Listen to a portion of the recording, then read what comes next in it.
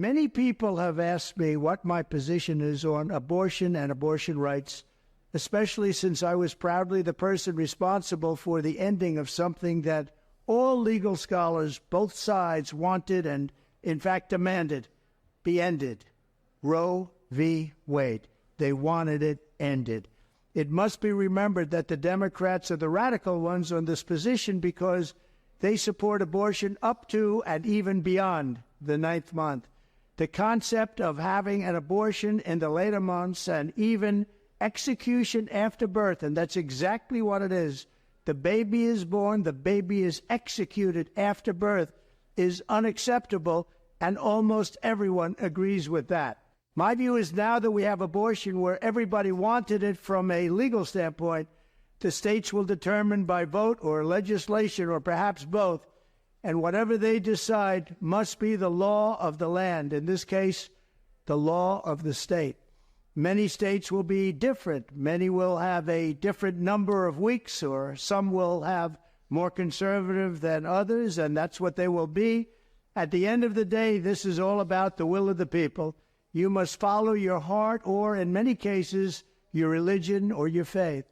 Do what's right for your family and do what's right for yourself. Do what's right for your children. Do what's right for our country and vote. So important to vote. At the end of the day, it's all about will of the people. That's where we are right now, and that's what we want, the will of the people. Here we are, Monday morning. Eclipse Day, the day that we're going to be in the dark. Yes, we are for a good 4 minutes, is what I'm hearing. Yep, some say 2 minutes, some say 4. I guess it's all where you're at. Depends on where you're located today. Yep.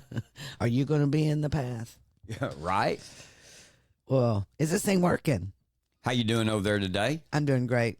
Yeah, we had a great weekend. I hope everybody out there had a great weekend. The weather was beautiful down here in East Texas, and we got out and about, went to garage selling, did a little bit of garage selling. That was really fun. We sold some plants at a garage sale because I love plants. Yeah, some of our nursery plants. Some of our nursery plants. We have a nursery.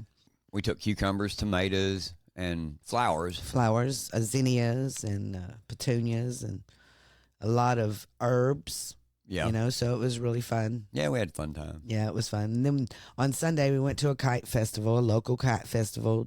Yep. And flew a kite, and it was really fun. Yeah. Held it in Nacogdoches at the Almangum Airport. And it was a fundraiser for Helping Hands. Helping Hands, yes. It was a fundraiser for them. And so it was pretty neat, man. I mean, a lot of people were out there. There's probably at least 200, 300, 400 people out there. Food trucks were available. Some businesses brought vendor booths out there. So it was a pretty cool day. It was. It was fun. And we had just enough wind for the kites. Yeah, and that's what I thought about. I hadn't flown a kite in forever, I bet, you know. So it was fun to just stand out there and just chill and do that, man. Yeah, and just fly a kite, you know, like a child. Anyway, I love it. So I loved it so much, I'm going to go get me one, and we're going to do it at home regularly. It was so fun. I felt like a little kid. I'm like, I miss the kids being little and being able to go do this kind of stuff. And the grandkids, they're busy with sports and all kinds of stuff. So we need some entertainment. That's what I was going to say. Our lives are so fast now that we're even happy with standing in the middle of a field flying a kite. That's it. We want life to slow down to that point. Chill. You know, let's just chill. Yep. But before we start the show today, can you please do us a favor and share this show with all your friends? Also, stomp on that like button and please follow or subscribe wherever you see the name. Is this thing working? You're helping us grow, and we thank you so very much. We put you in the room and do this for you. Yes, we do. And don't forget that you need to be informed and become engaged. It's very important at your local levels, man. At your local levels, every single day. Yep. Yes. But today is Eclipse Day in our area. This is what's going to be happening in our area. We have an article from the Lufkin Daily News. In East Texas. In East Texas here. But they say there's plenty of options available for eclipse viewing. The big question for East Texas residents regarding Monday's solar eclipse is whether to make a day trip into the path of totality or to stay put. Toward the center of the 115-mile wide totality path that stretches across the U.S., the moon will line up perfectly between the Earth and sun, blocking daylight for more than 4 minutes, twice as long as the total eclipse that affected the U.S. in 2017. They felt the need to explain to you what an eclipse is. Crazy. Well, who knows? It's been all over the place. I'm pretty sure every news station, mainstream media, anything they could make money off of it, Yep. they've done told everybody. So everybody knows about this eclipse. And they've even, through science, have figured out the exact percentage of totality that each area is going to receive. And what they're saying, they were saying in, was it Kerrville or San Antonio, that they're going to get like a 99% totality. So it's going to be almost completely dark in San Antonio. They're saying in our area here in East Texas, we'll get 97.1 to be specific. That's how much we're going to get. 97.1%, according to the United States Naval Observatory. There you go. So, hey, today I hope y'all just have fun. Yeah, enjoy it. Watch it turn dark during the middle of the day. It is kind of fun. It is. Just don't look at the sun. Whatever you do, don't look at the sun. And tomorrow, don't look at the sun. Yep. And the next day, don't look at the sun. Everyone knows that you don't look at the sun. Don't you? I'm pretty sure you do. I hope so. Our listeners are pretty smart. This kind of goes back to the common sense laws that we were talking about the other day. Some things you just don't need to tell to make a law or to have to inform you of, you know. And if we do, oh my goodness. You know, everyone knows not to look at the sun. But let's keep rolling here. You know, especially a long time, you know. Don't look at it for 4 whole minutes. But you can, you know, what I have heard is you can look at it when it's covered, just not beforehand or afterhand. You know what I mean? I heard that you could look at it once the sun is covered. Okay, so who did they talk to into looking at that so that they could make this statement?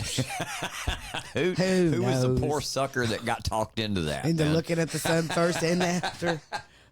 Are they blind now? Well, since we're talking about things in the sky, like the moon and the sun and all that, guess what happened over the weekend?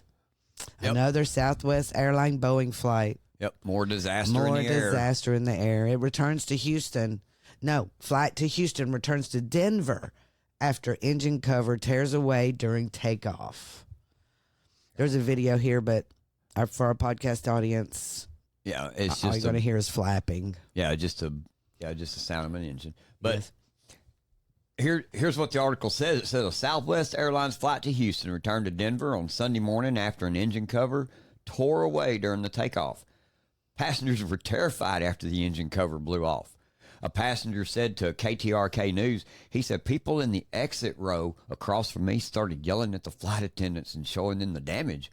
We turned around and made a full-speed landing. The pilots did a great job on the landing. Yeah. Yeah. I bet they were scared. I bet they were. I would have been terrified, too. It goes on to say that it had to make this emergency landing because the engine cover seemingly tore away during a takeoff on Sunday. If you've seen this video, it didn't seemingly do anything. It did it. Yeah, it actually did it. And we know all the story about all the problems that Boeing is having with service records of their planes, their maintenance records.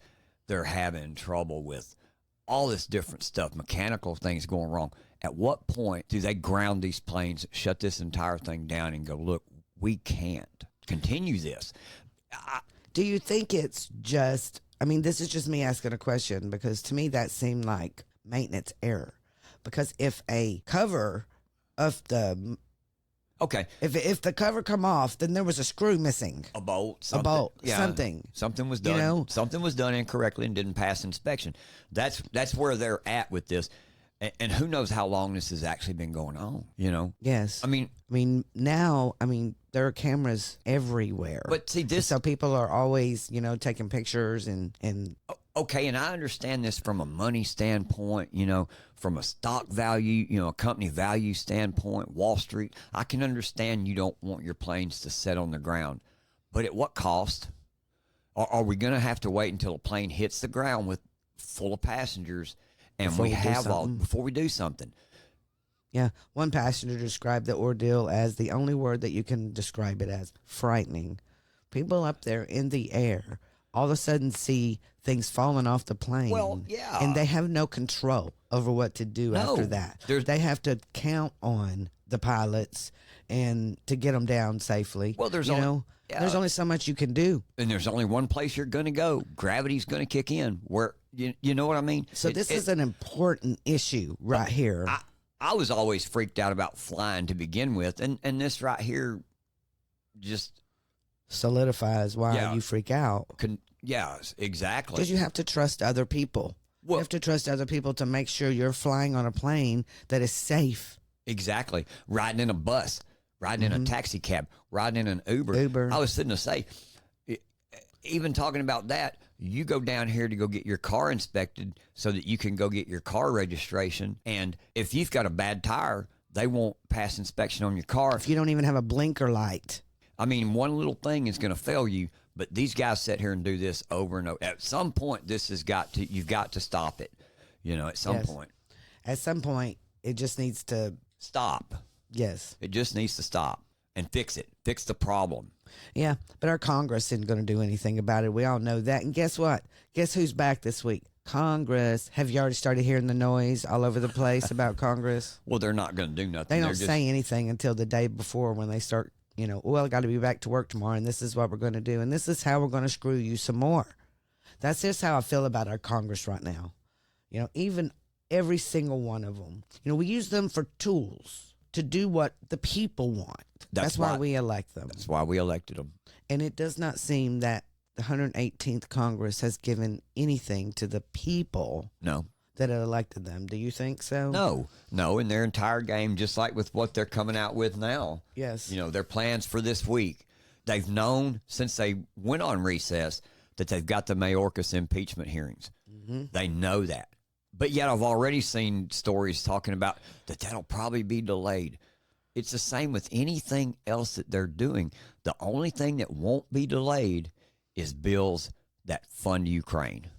Anything else will be put on the back burner. Or bills that screw the American people. For example, this FISA bill. Yeah. They have been pushing this thing around and down the road for 2 years now. And the bill ends in April. And now they're forced to bring this bill to the table and debate it in front of the American people. Well, you seen them all yesterday.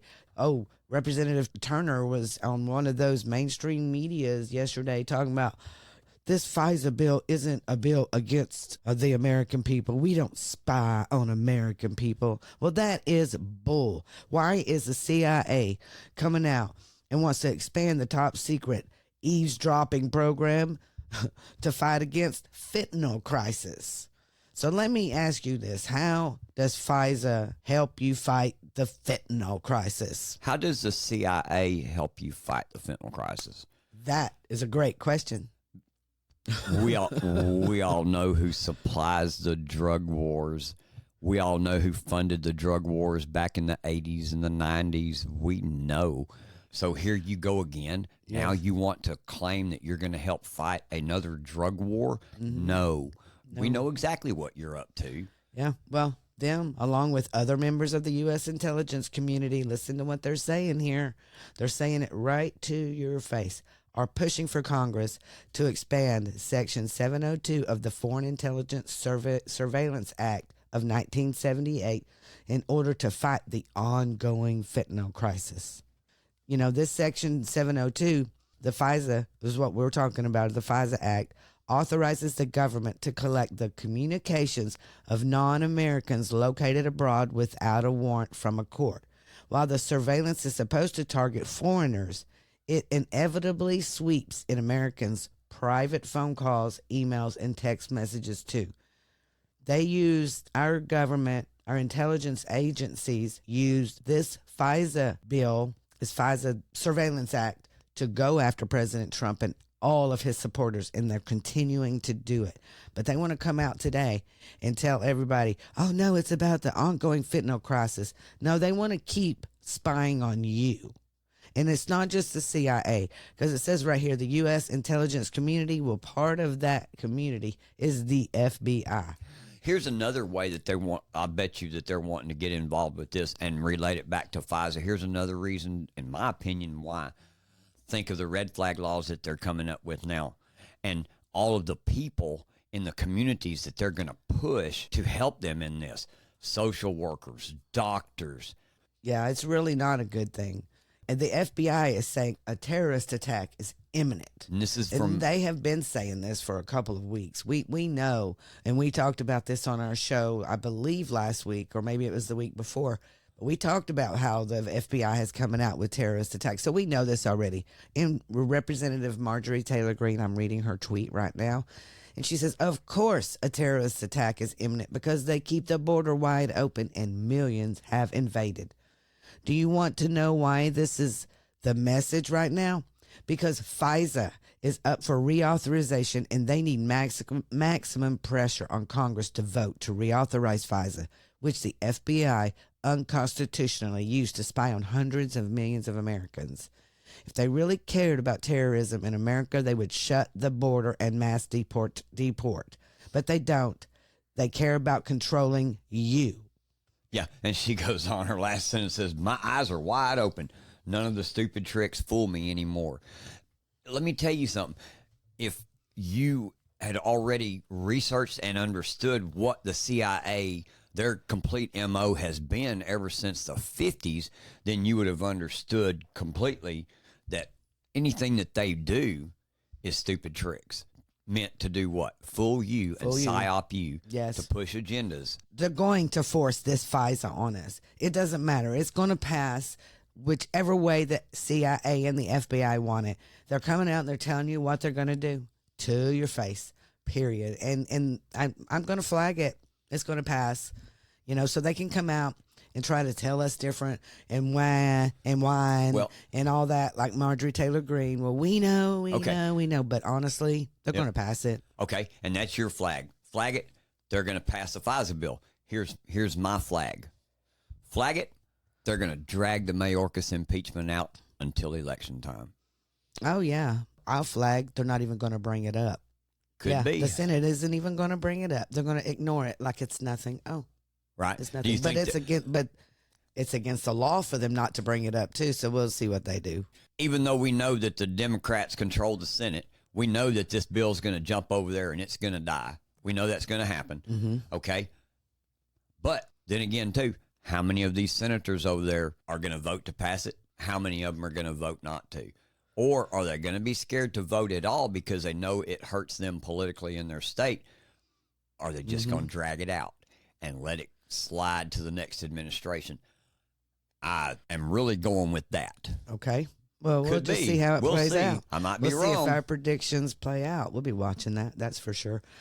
But while that's going on, about the FISA, the Freedom Caucus comes out and they want to make a deal with the Biden administration over this funding for the Key Bridge. Yeah. They want to, and I think it's a good deal, I suppose. But it's totally going to be, you can say all day long, okay, this is what they want.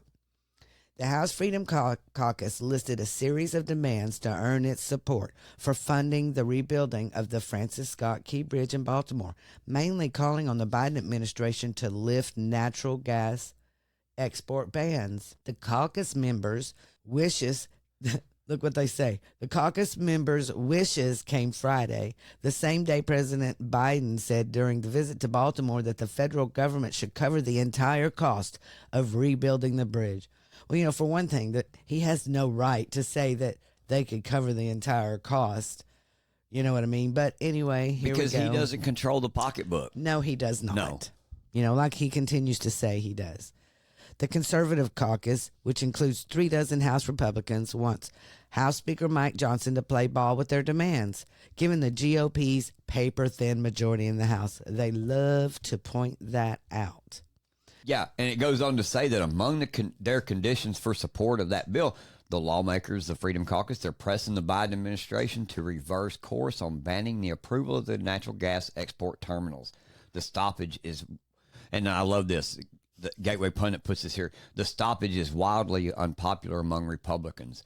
They're trying to frame this as though it's it's a one-sided issue, but it's not, man. I'm not so naive to believe that there are no people in the Democrat Party, there are no Democrat voters that don't invest their money in natural gas exports. I guarantee you there are. Of course.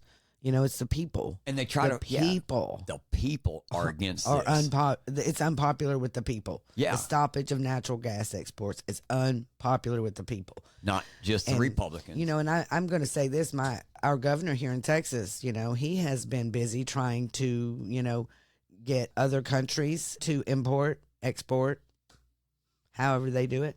You know what I mean? So I'm excited about that they're continuing to work with other countries regarding our LNG export. So that's really cool. Yep. Me too. I believe that's really cool. And I believe that's a good piece of leverage that we've got going into this, because just like the article says, and if we remind you what was the statement Biden said about rebuilding that bridge, we'll move heaven and earth to rebuild that bridge. The Freedom Caucus just gave you an example. Here we go. Are you serious? Or are you just bullshitting us again? But then they go on to say that furthermore, this funding must be limited to physical structure repairs with a federal nexus. This must not become a pork-filled bill loaded with unrelated projects, and the House of Representatives must adhere to the single subject rule. That's exactly that's what I'm talking about right there. That right there. So they're letting them know, hey, man, you said you're going to move heaven and hell, or you're going not heaven and hell. If you're going to move heaven and earth, then here's what we demand. I think this is good. Call his bluff on it. Yes. Put his feet to the fire. It is time for us to stand up and call their bluff. Put him in a pinch. Here you go. That's right. I should have done this back in the mandates, man. I'm telling you, calling their bluff is going to work, and it does work. For example, President Trump has called a bluff. Yes, he has. He has, and I think it's the best thing that could happen. Trump says it would be a great honor to be jailed for the gag order violation. All weekend he was dogging that Judge Mershon. Yep. I just can't help it. President Trump said Saturday that going to jail for violating the gag order in his New York hush money trial would be his great honor. And Axios says why it matters. The GOP presidential nominee is days away from the April 15th start of the trial, where Judge Juan Mershon recently expanded a gag order to stop the former president from attacking family members of those involved in the case. What he's saying, that's what they say, what he's saying, if this partisan hack wants to put me in the clink for speaking the open and obvious truth, I will gladly become a modern-day Nelson Mandela, Trump said Saturday in his Truth Social post. We have to save our country from these political operatives masquerading as prosecutors and judges, and I am willing to sacrifice my freedom for that worthy cause. Call their bluff. That's what we have to do. Yep. It is time to call our bluff. Our Governor Abbott has called Biden administration's bluff. Ken Paxton, our Attorney General, has done the same, and so has President Trump. So it is time to stand up and call these people's bluff, because you know what? It's an election year, and guess what? They will lose if you continue to call their bluff, because we got to show that we do have strength behind us. And show that we're not going to put up with it anymore. No more. Yep. I agree. We have to call their bluff. And we're going to end our show today talking about President Trump and his new statement that he came out, which we started with the cold open. And for those of you who missed it, here we go again. Many people have asked me what my position is on abortion and abortion rights, especially since I was proudly the person responsible for the ending of something that all legal scholars, both sides, wanted and, in fact, demanded be ended. Roe v. Wade. They wanted it ended. It must be remembered that the Democrats are the radical ones on this position because they support abortion up to and even beyond the 9th month. The concept of having an abortion in the later months and even execution after birth, and that's exactly what it is. The baby is born, the baby is executed after birth. is unacceptable, and almost everyone agrees with that. My view is now that we have abortion where everybody wanted it from a legal standpoint, the states will determine by vote or legislation or perhaps both, and whatever they decide must be the law of the land, in this case, the law of the state. Many states will be different. Many will have a different number of weeks, or some will have more conservative than others, and that's what they will be. At the end of the day, this is all about the will of the people. You must follow your heart or, in many cases, your religion or your faith. Do what's right for your family and do what's right for yourself. Do what's right for your children. Do what's right for our country and vote. So important to vote. At the end of the day, it's all about will of the people. That's where we are right now, and that's what we want, the will of the people. That's it. What's most important is the will of the people. And y'all might sit here and think, man, y'all are just Trump supporters. Y'all are just, no, man. What we're telling you to do is open your eyes. Ask yourself, are you better off now than you were 4 years ago? In 4 years from now, will you be better off than you are right now if you continue with this administration that we have, if you continue with the government that we have, the mindset that they have, all the corruptness, and all of the communist and Marxist influences that have infiltrated our government? Is that what you continue to want? I don't, and I don't think the rest of the people here do. The will of the people is what's important, and the only one that's going to stand for that is President Trump.